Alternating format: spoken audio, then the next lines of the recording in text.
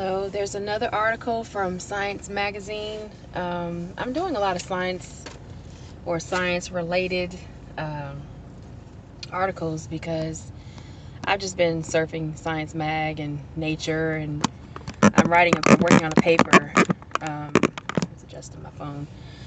I'm working on a paper, a manuscript right now, and so I'm just looking at other um, areas of science, other disciplines, I guess you could say, of science, from genetics to space exploration, advances in technology and uh, geology, because of radiation and how that's affecting geology, how it's affecting different types of rocks in different ways.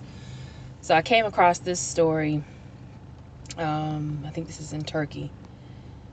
Yeah, so there is a NASA scientist who was accused of terrorism, excuse me, and they're saying that that person is awaiting trial, awaiting a verdict in Turkish trial. So there's a scientist from NASA, and he's been accused of terrorism in Turkey.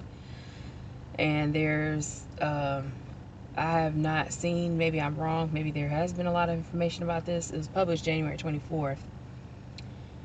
Today's the 27th. I haven't seen a lot at all really about this, except in science, policy, and governmental journals and publications. So let's get into this. Early next month, Serkan Golgi, I guess, will learn whether his nightmare will continue. In July 2016, he and his family were in southern Turkey wrapping up a visit to relatives and preparing to return home to Houston, Texas, where the Turkish-American space scientist studies the effects of radiation on astronauts. But before his wife, Kubra, could finish strapping their two young sons into car seats, police arrived and took Golgi away.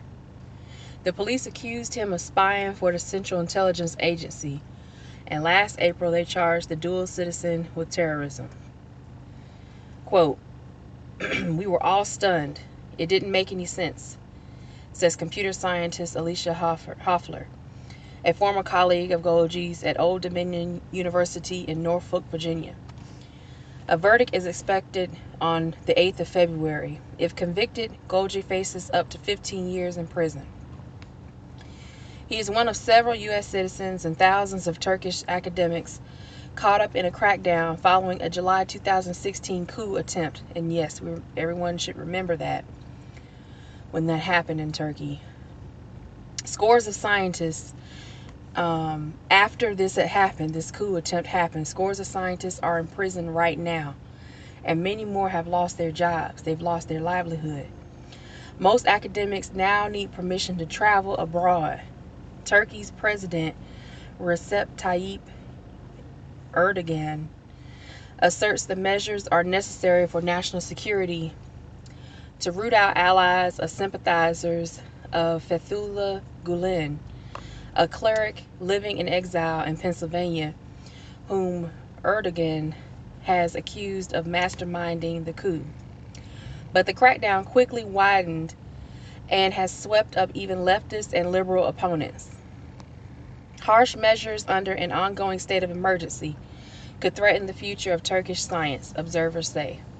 As long as a travel ban persists and scientists currently jailed are not released, people won't be able to maintain their relations abroad, says Eugene Chudnovsky, a physicist at the City University of New York's Lehman College and co-chair of the Committee of Concerned Scientists, a nonprofit dedicated to protecting scientists' human rights.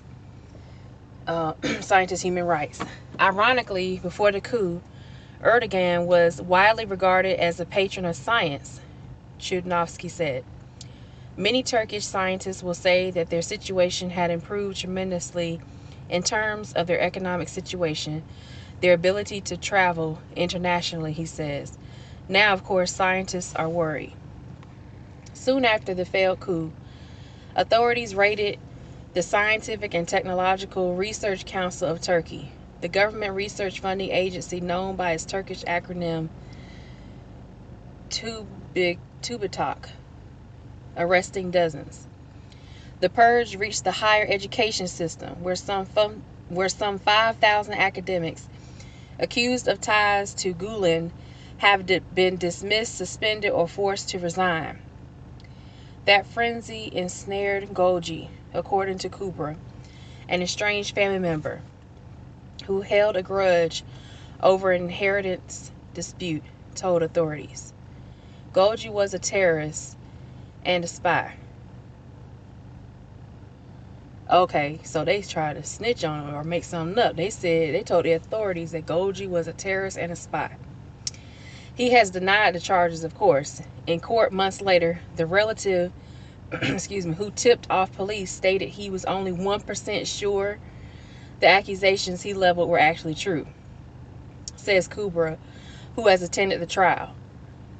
As evidence of Golgi's guilt, prosecutors pointed to the fact that he, like many Turks, holds an account in a bank owned by Gulen followers, and he studied at a university with ties to Gulen. Another Turkish-American scientist caught in the dragnet is Ismail Kul, a chemist at Widener University in Chester, Pennsylvania. A lot of them in Pennsylvania. Okay. That's interesting. According to Turkish media reports, Kul and his brother were arrested on a visit to Turkey in 2016 and accused of participating in the attempted coup. In court, Kul denied the charges, though he acknowledged having met Gulen several times since 2010, when he was introduced to the cleric by a Turkish legislature in Erdogan's ruling Justice and Development AK party. AK and the Gulen movement were allies with similar ideologies until a conflict between the two erupted in 2013. Kul is out on bail while his trial continues. Those Turkish scientists spared persecution have seen international collaborations wither. Academics must now obtain permission from university administrators to travel abroad, and TÜBİTAK has reportedly curtailed travel scholarships for students and researchers. Many who managed to get out have not come back, accelerating Turkey's brain drain, according to, these names are killing me, Ilker Berbil, a Turkish data scientist at Erasmus University in Rotterdam, the Netherlands. Berbil, who left Turkey in January 2017, faced difficulties after signing a petition in 2016 calling on the government to resume peace talks with Kurdish militants. Taking a stand had repercussions, he said. We suddenly realized that it was impossible for us to get funding from TÜBİTAK, he said. In a nutshell, they don't really go after merit anymore. After signing the petition, Izge Gunal says he was forced to resign from the orthopedics department at Dokuz Eylül University in Izmir, Turkey. Gunal, who remains in Turkey, foresees a steady decline of Turkish science, replacing Enlightenment thought with superstitions. In public comments, Turkey's science minister, Frank Ozlu, has denied that the government is pressuring scholars or interfering in TÜBİTAK's reviews. What happens to Kul and Golgi could hinge on tensions between Turkey and the United States, which has supported Kurdish rebels in Syria and has balked at extraditing Gulen. In a televised speech last September, Erdogan and Andrew Brunson, a pastor and U.S. citizen jailed in Turkey, would not be returned until the United States extradited Gulen. The comments left Golgi's family fearful that he too could effectively be used as a bargaining chip. The uncertainty is excruciating, Kuber says. For the first 3 months after her husband was arrested, Every cell in my body was aching because of the pain in my soul, she says. My life turned upside down, and I felt like my family was falling apart.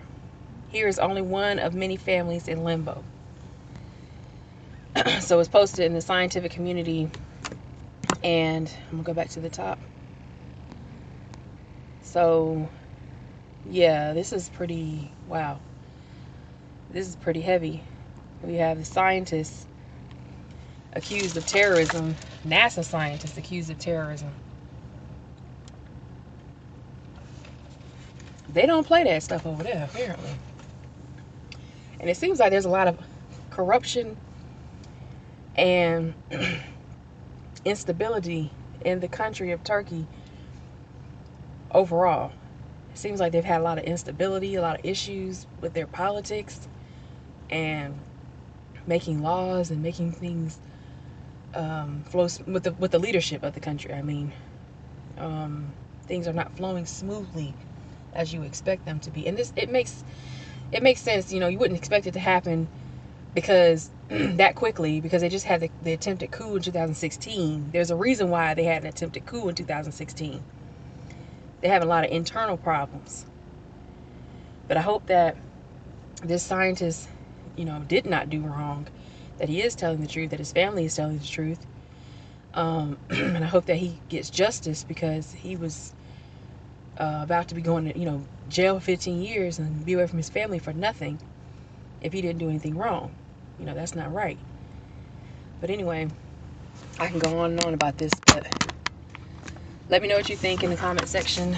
Like, comment, subscribe, and I'll talk to you soon.